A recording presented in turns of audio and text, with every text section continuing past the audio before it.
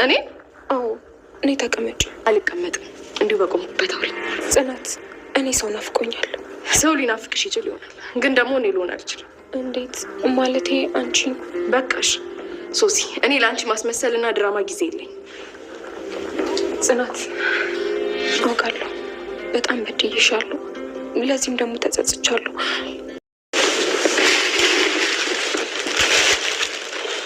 ቆይ ይሄ ደግሞ ምንድን ነው?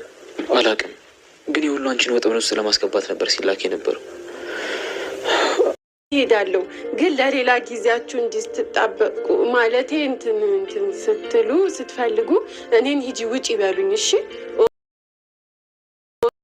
ሶሲ ላጠፋሁት ጥፋት እባክሽን ይቅርታ አድርግልኝ በማለት ጽናት እግር ስር ተደፍታ ጠይቃለች። ነገር ግን ጽናት ይቅርታ የማይደረግለት ብዙ ነገር አርገሽኛል፣ ሁሉንም ነገር እረሳዋለሁ፣ ልጅን ግን ልረሳው አልችልም በማለት ይቅርታዋን አልቀበልም ብላለች። ኪራም ይህንን በሰማ ጊዜ እንዴት በማለት ጠይቆ ነበረ። የጽናት መልስ ግን እጅግ ከባድ ነበረ። ሀዊ ወደ ሶሲ በመደወል እንግዲህ ሶሲ ልታገኛት ትችላለች።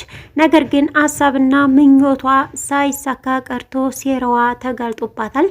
በዚህም ሶሲን ከናሆም ጋር ሰላም እንዳልሆንሽ አይቻለው፣ እባክሽን ስለዚህ እኔና አንቺ አብረን እንስራ በማለት ጠይቃት ነበረ። የሶሲ መልስ ግን እጅግ ደስ የሚል ነበር። ሰላም ጤና ይስጥልኝ ውድና የተከበራችሁ ተመልካቾች እንዴት አላችሁ? እግዚአብሔር ይመስገን እኔ በጣም ደህና ነኝ። በያላችሁበት ሰላማችሁ ይብዛ እያልኩኝ ለዚህ ቻናል አዲስ ከሆናችሁ ሰብስክራይብ፣ ላይክ፣ ሸር በማድረግ አበረታቱኝ። የናሆም አባት ቅዱሴ ወደ ቅዱሴ ቤት ሄዶ ስለነበረ ከዛ ሲመለሱ መንገድ ላይ ጥጤን ያገኙታል። እንግዲህ ገጭ ሀይም በማለት ነገሩን ያባብሰዋል። ጥጤም ማን እንደሆንኩ ስለማታቅ ነው ሺ በማለት ይይዝታል። የናሆምም አባት አረ ትልቅ ሰው እኮ ነኝ፣ ታላቅ እኮ ነኝ፣ ቢያንስ ልታከብረኝ ይገባል፣ አባት አልሆንም በማለት ይቆጡትና ካጠገባቸው ይሄዳል። ቅዱስም የናሆምን አባት ሸኝቶ ወደ ቤት ከተመለሰ በኋላ ሰላምን እያያት ነበር በር ላይ ቆሞ። ነገር ግን ባለፈው ትዝታላቸው ሰላም ለቅዱሴ ሰርታ የሄደችውን ምግብ ጥጤ ነበረ መንገድ ላይ ይህንማ በዚህ እጅ የተሰራ ምግብማ እኔ ነኝ እንጂ ማን አባቱ ነው የሚበላው በማለት ምግቡን እየወሰደባት።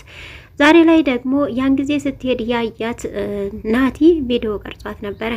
ያን ቪዲዮ ደግሞ ዛሬ ለቅዱስ ያሳየዋል። አንተ ሰላም ሰላም ትላለህ፣ ሰላም ግን ሰላማችንን ነስታናለች።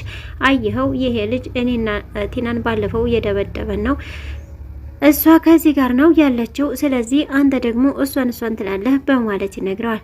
እንደውም ታውቃለህ እሷን እየተውኳት ያኔ እንደተለያየን ነው፣ ከዛ ወዲህ አልወዳትም አልፈልጋትም በማለት ቅዱሴ ይናገራል። ነገር ግን በዚህ መሀል ሰላም እያዳመጠች ነበረ። ቅዱሴን ለመጠየቅ በምትመጣበት ሰዓት እነሱ በር ላይ ቆመው ስለሷ ሲያወሩ ስለነበረ ይህንን መጥፎ ቃላት ስለሰማች ቅዱሴ የእውነትን በቃ ጠልተኸኛል ማለት ነው በማለት ነበረ ፊቷን ወደ ኋላ መልሳ ወደ ቤቷ የተመለሰችው። ሶሲ ደግሞ ዛሬ ላይ ይቅርታ ለመጠየቅ ወደ ጽናት ቤት ሄዳለች። እባክሽን ጽናት ላወራሽ እፈልጋለሁ፣ አንዴ ብቻ አድምጪ በማለት ብትማጸናትም ጽናት ግን ቁጭ ብዬ የምሰማሽ ነገር የለም፣ ስለዚህ ቆሜ እሰማሻለሁ ንገሪኝ በማለት ጠይቃት ነበር። ሶሲም እባክሽን በጥፋቴ ተጸጽቻለሁኝ፣ ይቅርታ አድርግልኝ፣ ይሄ ላንቺ አይገባሽም፣ ነገር ግን ብዙ ጨካኝ ነበርኩኝ፣ አሁን ላይ ግን ጥፋቴን ሁሉ አምኜ እንዳጠፋሁ ተጸጽቻለሁ፣ ከፍቶኛል፣ ሰው ያስፈልገኛል፣ እባክሽ ይቅርታ አድርግልኝ ስትል ተማጽናታለች። ጽናት ግን ሁሉ ነገር ይቅር ይባላል፣ ነገር ግን የልጅ ነገር ይቅር አይባልም፣ ያደረግሽውን ነገር ረስተሽ ነው ዛሬ ይቅርታ የምትጠይቂው በማለት ጥላት ሄዳለች። ሶሲም እንግዲህ በዚህ በመናደድ ወደ ቤቷ ስትሄድ ሀዊን መንገድ ላይ አግኝታት ነበረ። ሀዊም እንግዲህ ሶሲ እንዴት ነሽ? እኔ ምልሽ ከናሆም ጋር ጥሩ ግንኙነት ያላቸው አይመስለኝም፣ ይህንንም አጣርቻለሁኝ፣ ስለዚህ ለምን እኔና አንቺ አብረን አንሰራም በማለት ትጠይቃታለች።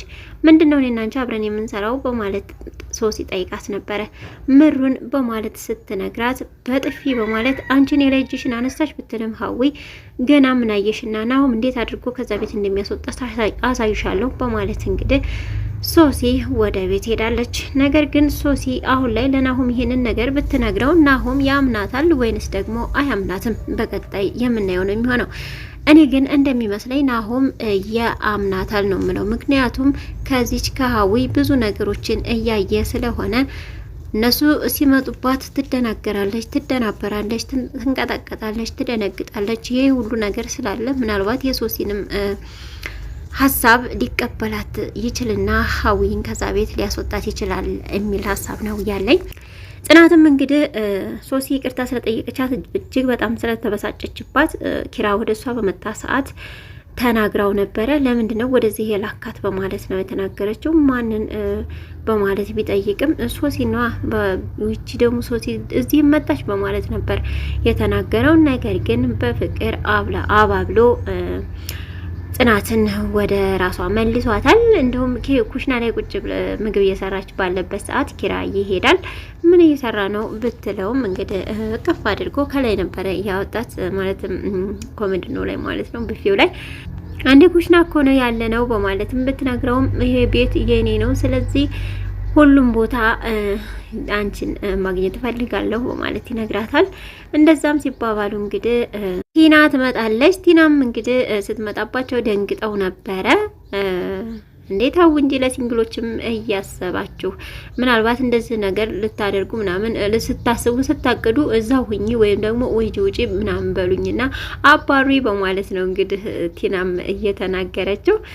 ሌላው ደግሞ ጆከርና ሰኒ ናቸው። ጆከርና ሰኒ አሁን ላይ በህልማቸውም በእውናቸውም የሚያዩት ነገር እጅግ በጣም እያስፈራቸው ይገኛል። ሰኒ ተኝታ መቃየት ራሱ ጀምራለች። እኔ አልገደልኩም ጆከር ነገራቸው እንጂ እያለች በምትባንንበት ሰዓት ጆከር ቀስቅሶ ነው ያነቃት። እንደገና ደግሞ አልጋዋ ላይ የእሱና የሰኒን ፎቶ በዛ ምሽት የተነሱት ይመስለኛል። ፎቶ ተነስቶ እንግዲህ ተቀምጧል። ያንንም ባየ ሰዓት አንተ ነህ እንዲህ ያደረከው በማለት እንግዲህ ጆከር ላይ ታብድበታለች። ያው ሁላችን የምናደርገው ነገር ነው። ምክንያቱም ቤት ማንም ሰው አይመጣም ከሱ ውጪ። የምንጠረጥረው ደግሞ ያን ቤት ያለውን ሰው ነው። ነገር ግን እሱ ደግሞ በሷ ላይ ነበረ የተናደደው። ሁለቱም በየራሳቸው ሀሳብ ነው የሄዱት። እሱም ያ በፌስታል የሆነ ቀን ትዝታላችሁ ምንድነው አሳየ ብትለው አላሳይሽም ብሎ ነበር የደበቀባት። ያንን ዛሬ ላይ ሊያሳያት ችሏል። እኔ አንቺ እንድጎዳሽ ብዙ ነገሮች መተውልኝ ነበረ። እኔ ግን እንደማልጎዳሽ ሲያስቡ አሁን ደግሞ እኔና አንቺን ለማለያየት እያሰቡ ነው። ስለዚህ ምን እንደምናደርግ አናቅም እያሉ እየተመካከሩ ይገኛሉ። ከቤትም እስከ መውጣት ደርሶ ነበር። ምክንያቱም ሰኒ በመናደዷ እጅግ በጣም ተናግራው ስለነበር ማለት ነው። ነገር ግን ጆከር እጅግ በጣም ነው የሚያስብላት ለሰኒ፣ ምንም እንድትሆን አይፈልግም። ነገር ግን ሰኒ ልትረዳው አልቻለችም። አንደኛ የፍርሃቷን ነው፣ ሁለተኛ ደግሞ በቃ ሰላሟን ነስቷታል። ከወረቀት ካገኘች ወደዚህ እጅግ በጣም እየተጨናነቀች ትገኛለች። በሌላ በኩል ደግሞ ቅዱስና ጥጤ እንግዲህ ሰላምን ተናዳ ስላያት ቀጥታ ቤት ነበር ቅዱስ ቤት ሄደው ቅዱስ ቤትም እንደሄደ እንግዲህ ያው እነሱ በሩ ላይ ናቲና ቅዱስ ያገኙታል። በመደባደብ ላይ ባሉበት ሰዓት ቅዱሴ ጥጤን ሲይዘው ናቲ እንግዲህ ከኋላ ድንጋይ በማንሳት መጥቶ ነበረ የጣለው። እንግዲህ ቢላ ይዞ ሁሉ ነበረ የገባው ጥጤ። ነገር ግን ያው ባይመጡት ኖሮ አደጋው የከፋ ይሆን ነበረ። የቅዱስም ቁስል እንግዲህ ከቀን ቀን በላው ላይ እየተጨመረለት እንጂ የዳነ አይደለም። ወደ ሰላምም እንግዲህ ቅዱስ በመሄድ ለምንድነው የማተኝ በቃተኝ የሆነ በቃ ፍቅር ላይ ሊጀምር እያሰበ ነበር። ወደ በፊቱ ፍቅር ሊመለስ እያሰበ ባለበት ሰዓት ነው ደግሞ የተፈጠረው። የሷ መጎትጎትና የሷ መቅረብ የቅዱስንም ልብ እንዲመለስ አድርጎት ነበር። ነገር ግን አሁን ላይ ደግሞ ለምን አማተኝ በማለት ነግሯታል። እንደውም በጣም ነው መጣላሽ፣ እሺ ያኔ ራሱ አልወድሽም ነበረ፣ በጣም ነው መጣላሽ በማለት እንግዲህ ቅስም የሚሰብር ቃላትን ከቅዱስ አፍ ሰምታ ካጠገቡ የሄደችው። ቅዱስም እንግዲህ ወደ ቤት በሚገባበት ሰዓት እናቲ ምን ሆነ ነው እያለ እያጨናነቀው ስለነበረ እንደውም እናንተ ናችሁ በሽታ የሆናችሁ በቃ ሂዱ ጣልኝ በማለት ከቤት እንዲወጣ ያደርገዋል። በወጣም ሰዓት እንግዲህ ጥጤ መንገድ ላይ አግኝቶት ናቲን እየደበደበው ነበረ። ምናልባት በሰላም ይተወው ይሆን ወይንስ ደግሞ ይጎዳው ይሆን? በቀጣይ ቪዲዮ የምናየው ነው የሚሆነው። እስካሁን አብራችሁ ስለቆያችሁ እጅግ በጣም አመሰግናለሁ። ለዚህ ቻናል አዲስ ከሆናችሁ ሰብስክራይብ፣ ላይክ፣ ሼር ማድረጋችሁን አትርሱ። በያላችሁበት መልካም ጊዜ። ሰላም ለሀገራችን፣ ሰላም ለሕዝባችን።